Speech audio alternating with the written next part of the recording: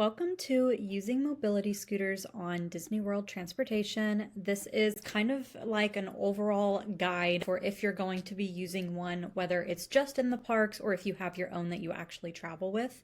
So I'm going to break it down by the type of transportation Disney offers and what kind of accommodations each one makes. I'll also be adding in some additional methods like when you're using the parking lot trams, since that kind of matters. So for the Disney buses, each one can accommodate 2 to 3 ECVs or wheelchairs at a time. It depends on the specific bus that you get. There is a separate line at each bus stop for parties that have ECVs so that you can be loaded through the back door where all the seating is, as opposed to the front where everyone else goes in. So when the bus arrives, the bus driver will ask you if you're able to transfer out or not, and it doesn't really matter. It's just a matter of what direction they'll give you next. So regardless, you'll drive your ECV up the ramp to get it onto the bus, and they'll tell you kind of where to go. And then if you're able to transfer out, you'll just sit in the seat closest, and the bus driver will secure the ECV for you. If you're not able to get out, then you would just stay there, and they, again, will just secure the seat for you. You will likely see signage at the bus stops that say 5 additional guests can accompany the ECV rider while the rest of the party waits in the regular line. It's not really a hard rule that they go by, but it is just kind of a general guideline, because if you have a large group and you just have someone with an ECV to get these extra accommodations to skip the lines and things like that, they don't want people abusing the system like that. So if it's, a very busy time like park opening or park closing, they may allow you to bring your whole party on with you, because you board first before anybody else. So that way there's not any sort of too many special privileges that are preventing other guests from being able to enjoy their trip as well.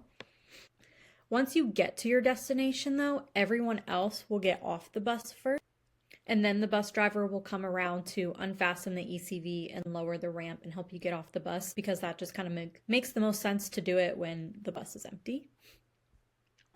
Here's an example. Here's what most of the Disney buses look like right now. Some of them have different wrappings with different characters or some, special things, but in general, this is what you can expect.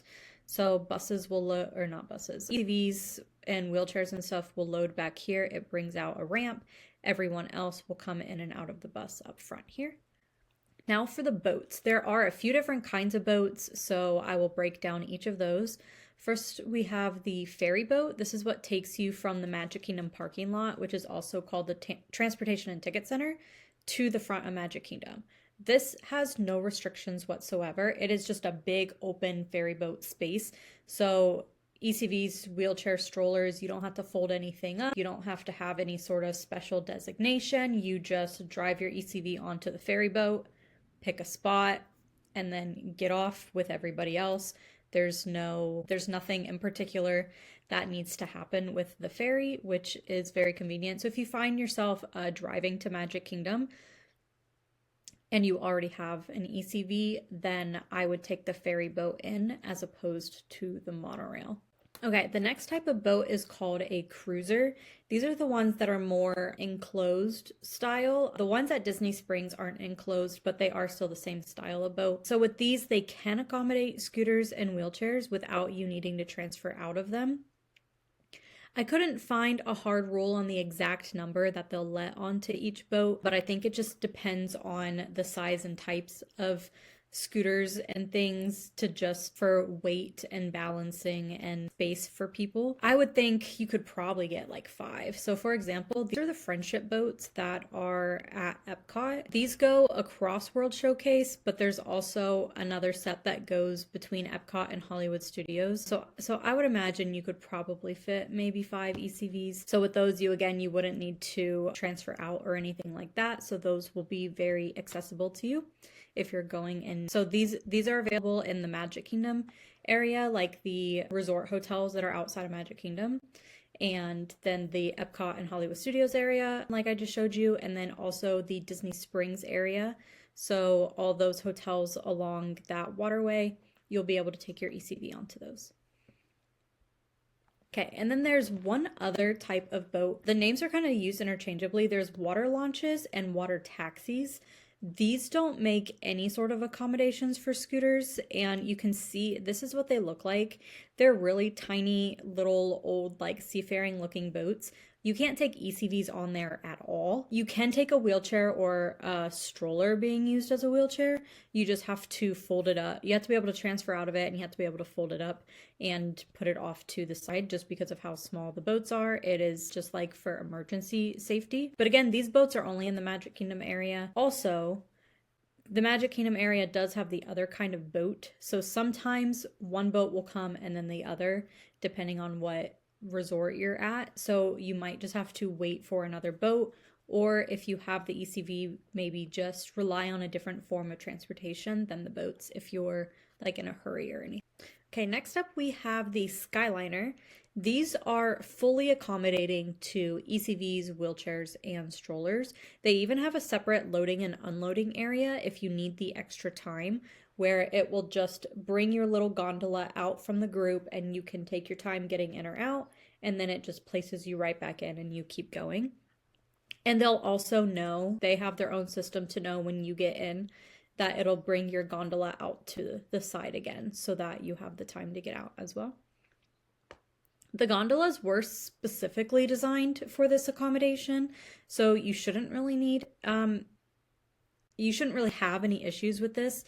All of the Disney ones that all of the scooters that you rent directly from Disney are made to fit inside of this. If you have your own or you're renting from another company, as long as it's less than 30 inches by 48 inches, it will fit inside the Skyliner. And here's kind of what those gondolas look like, just for reference.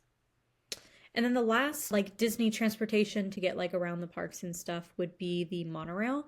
These are very ECV and wheelchair friendly as well. You do not have to get out of them. You don't have to fold them up or anything. Each monorail car, which is each one of these, so 1, 2, 3, 4, and there's more over here. Each one can usually accommodate about 2 ECVs. You could maybe put a third in one, but it would be a little difficult to maneuver. The third thing could probably be like a wheelchair or a stroller. But usually expect up to 2 in each one. They have a ramp that they can set out for you to just drive up in there, and then it's honestly better for you to just stay in your ECV. That way you're not taking a seat from somebody else, especially if it's crowded. So monorails are super easy to navigate for ECVs. They can be very insanely crowded though for park opening and park closing. So you may have difficulties, you'll probably have to wait to be first for the next monorail for your ECV to have space to get in. And then you'll kind of need to wait for everyone to clear out a little bit before I'm picturing getting into Magic Kingdom. You have to go down a ramp afterwards and everyone's just piling and funneling through this one little spot. So you might just kind of want to get off the monorail, wait a second, and kind of let everyone funnel out, and then you'll have some room to maneuver. So a couple other extra things. So the minivans, these are a paid service that you can do. It's basically like a private chauffeur. You book it through the Lyft app, but the difference is that these are actual Disney cast members, and they also have special access to different pickup and drop-off locations. So for example, this is what one of them looks like. Some of them are actual minivans, and then others are the larger SUVs. These can actually pull up to the Magic Kingdom entrance just like the buses. So if you take a regular Lyft or Uber or something, they have to drop you off at the Magic Kingdom parking lot or the Transportation and Ticket Center, and then you still have to make your way in. But the minivans will drop you off directly in front. So that's a good perk of those. They do only go on property though, so they can't pick you up from a hotel over by Universal or something like that. But these are built to accommodate all kinds of different mobility devices. You just have to choose accessible when you're booking it. Each one can accommodate 2 ECVs and up to 7 guests. They also can have up to 2 booster seats and car seats too as well. So there's a lot of accommodations that they can do for that. And if you are able to spend the money, it is definitely worth the splurge if you have these special circumstances like this. And then the last thing is the parking lot trams. So if you're driving yourself, the trams do not accommodate scooters. So you would just have to drive your scooter up to the park entrance. Something that you can do though is, well, for one, there is a disability parking lot area. If you have the placard, you can park there. If you don't have the placard, though, when you're coming into the parking lot, there's cast members directing you like what lane to turn down and stuff. Before you turn into the lane, stop at whatever cast member is there and ask them if you can have an end spot for, for mobility or whatever. And they will direct you to where to go. And that is one way to kind of have a little more space to maybe get in and out of your car, because you will have the one end that nobody is directly next to you. And then you also won't have to go all the way down the aisle and then all the way up if you have your own scooter. If you're just renting them, you don't rent them until you get to the park entrance, so then that wouldn't matter. One thing I skipped over too is that the trams do accommodate wheelchairs and strollers though, as long as you're able to transfer out of them and fold them up. So just a little bit of information about renting a scooter versus bringing your own scooter. At Disney, you can rent an ECV, a wheelchair, or a stroller. So at Disney, you can rent an ECV, a wheelchair, or a stroller. All of those are available at the park. You can get them at the theme parks, the water parks, and at Disney Springs. Wheelchairs are only $12 a day. And the price is transferable across theme parks. So if you want a park hop, because you can't take the wheelchair out of the park, but you just leave it there at the front, and then if you bring your receipt to the next park, you don't have to pay again for your next wheelchair. If you're visiting the theme parks for multiple days, you can get a multi-day pass for $10 a day instead of $12 a day, which is really great. The only thing to keep in mind is if you're going to do this for the water parks and Disney Springs, there is a $100 deposit to rent it, and then you get it back once you return it. Also, wheelchairs are available on a first come, first served basis. There's not any reservation system for it, and they could potentially run out. I have not really seen this happen, but when it's most likely to happen is on the busiest days. So if you're going, Christmas Day, New Year's Eve, any of those highest level capacity days, it's definitely possible. It's not super likely, but it's definitely possible. So just be prepared for that potentially if you're going on those days that maybe you would want to rent one from somewhere else to make sure that you have it. You do have to be at least 18 to rent a wheelchair and have a valid photo ID. And you do have to weigh less than 350 pounds to be in the wheelchair. For ECVs, the rental price is $65 a day, and you do have to put down a $20 deposit that is refundable that you get back once you return it. That's at the theme parks. And then for the water parks and Disney Springs, again, it's a $100 deposit that you get back once you return it. The weight limit for ECVs is a little bit higher. It's 450 pounds. These are transferable as well, so you can't take your ECV across theme parks, but once you get to the next theme park, you'll show your receipt and they can get you an ECV. They don't have the multi-day, length of stay pass discount for ECVs, but if you do come and go from the same theme park, so if you go to Epcot in the morning and then you go back to your hotel, they will hold your exact same ECV for you until you come back on that same day, which is nice. So maybe do something like that if you're going on Christmas Day or New Year's Eve. Go first thing in the morning and rent one to just have, and then you know that if you need to take a break and go somewhere, they will hold that one for you. Some information about renting from third-party vendors. So if you want to have your ECV or wheelchair for the entirety of your stay to have at your hotel and getting to and from the parks and things like that, Disney's kind of official one that they recommend is Scooterbug, but you can really use any vendor that you want. I would just read the reviews before you book anything. Sometimes, depending on the hotel you're staying at, they may have their own recommendation as well. When I worked front desk at a hotel that was outside of Disneyland, we had people renting ECVs, strollers, wheelchairs, all kinds of stuff all the time. We would just hold them in the office. We were able to charge them for them overnight and things like that. So the hotels are very used to this. It's not going to be a foreign concept to them at all if you want to reach out to them to ask. I would say the only downside to the third-party option is that if you end up having any mechanical issues with your ECV, it may be harder to get it fixed than if you had a Disney scooter, because if you rent it from Disney specifically, they will bring out a guest relations cast member to you to either fix it or just replace it on the spot. With a third-party vendor, they may not necessarily be able to do that. You might just kind of be stuck with it. So getting around with a wheelchair or an ECV, There are a lot of them at Disney World. If you've been to Disneyland and you think those have more than you'd expect, Disney World is like 10 times that. There are so many. So if you're going to the parks, if you're going to be rope dropping or staying until park closing, it will be very, very crowded because everyone gets funneled into smaller spaces. So it will be quite difficult to maneuver the crowds. You also might have to wait longer for transportation since only so many can be accommodated at a time, especially at these peak times. If you're going like back to your hotel during the day, the odds of like 3 other ECVs waiting on the exact same bus to go to the exact same resort are very small. That would be like a 1 in a million chance. But at the end of the night or at rope drop, it's definitely very possible that you may have to wait.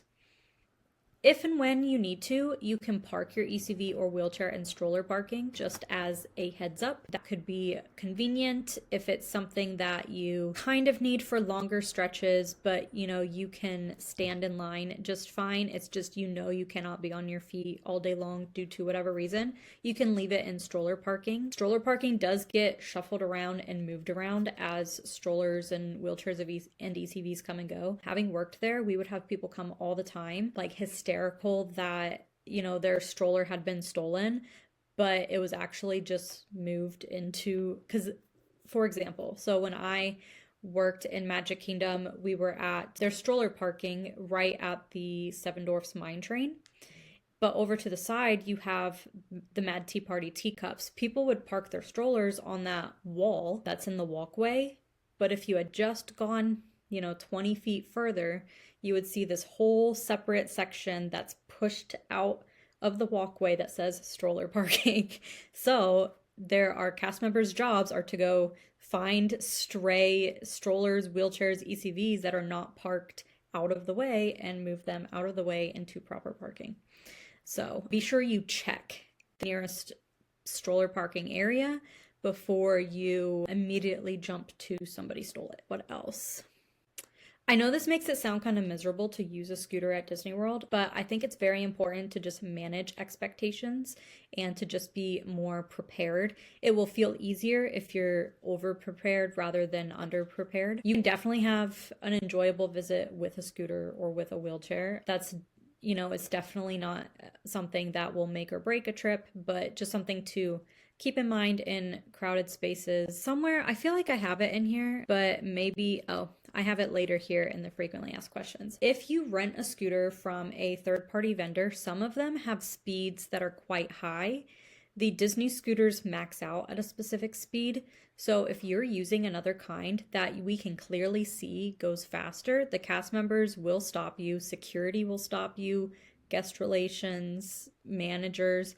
They will not allow you to drive it at a faster speed than what the Disney ones will go. So please do not do that. It is for your safety and everyone else's safety around you.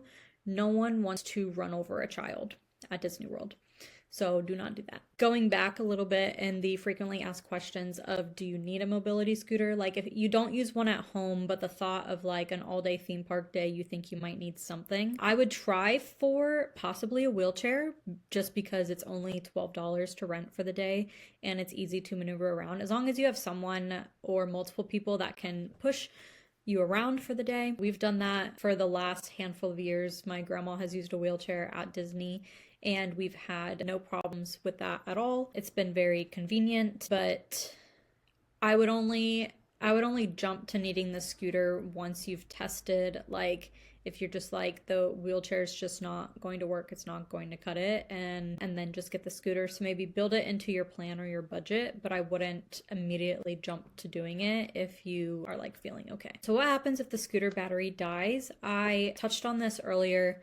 Guest relations, security, anybody, they can get in contact, really any cast member. So if your scooter dies, just find the nearest cast member and they will contact guest relations and they will come. They will most likely bring out a replacement charger and make sure that that works. If for whatever reason there's still a problem, because it could be some other issue with it, they will just bring out a new scooter for you.